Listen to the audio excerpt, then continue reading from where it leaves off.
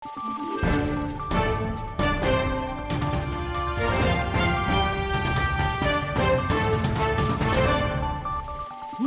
araw, Pilipinas! Ito ang Valiente News hatid sa inyo ng Office of the Vice President.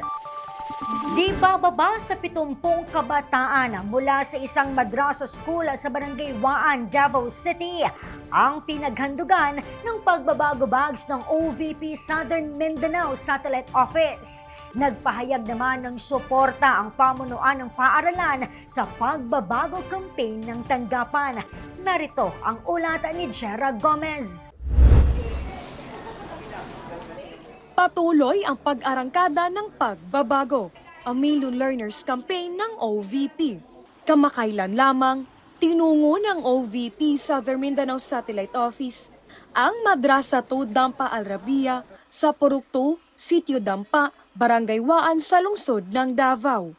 73 pagbabago bags na naglalaman ng school supplies, dental kits at kapote ang ipinagkaloob ng OVP sa mga learners. Saad ni Ustad Nasir, ang kakulangan ng school supplies ay ilan sa mga kinakaharap na hamon ng kanilang mga learners. Lahat ng mga estudyante namin dito ay tribong Kagan. So yung school supplies dito, bali first time namin nakatanggap nito. Kanya-kanya talaga yung mga school supplies dito sila yung nagpo-provide. Minsan hindi nabibigyan ng pansin ng mga yung mga parents.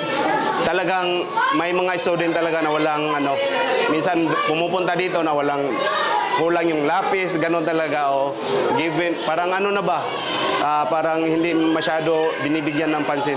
Naniniwala naman si Ustad Nasir na malaki ang impact ng pagbabago campaign sa mga bata.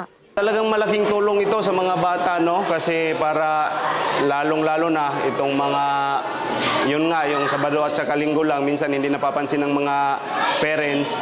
So malaking tulong talaga itong binigay ni Vice President Inday Sara Duterte sa amin dito, lalong-lalo na sa Madrasa 2 Dampa Al Rabia. Kasi magagamit nila yon, magagamit talaga. Sana magtuloy-tuloy yung pagbibigay, lalo na sa madrasa, kasi ito talaga yung parang hindi kami masyado napapansin yung kasi iba yung secular yung English, 'di ba? Talagang may budget 'yon.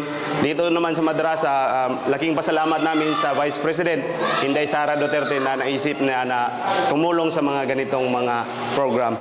Maliban sa mga nabanggit na paaralan, nakatanggap din ng pagbabago bags ang mga kabataan mula sa Al-Hadiya Bunawan Institute, Likanan Islamic Learning Center, Danau Madrasa Center, Madrasa Abdullah Kamara at Madrasa Kamamara Al-Islamiyya sa Davao City. Mula rito sa Davao City, ako po si Jera Gomez. Lahat para sa Diyos, bayan at pamilyang Pilipino. Valiente News. OVP SMSO at Madrasa Comprehensive Development and Promotion Unit Davao City nagkaisa para sa malawakang pagbabago bags distribution. Ang detalye, abangan sa susunod na episode. Ako si Claudette Loreto para sa makabuluhan, naninindigan at matapang na mga ulat at impormasyon. Maraming salamat.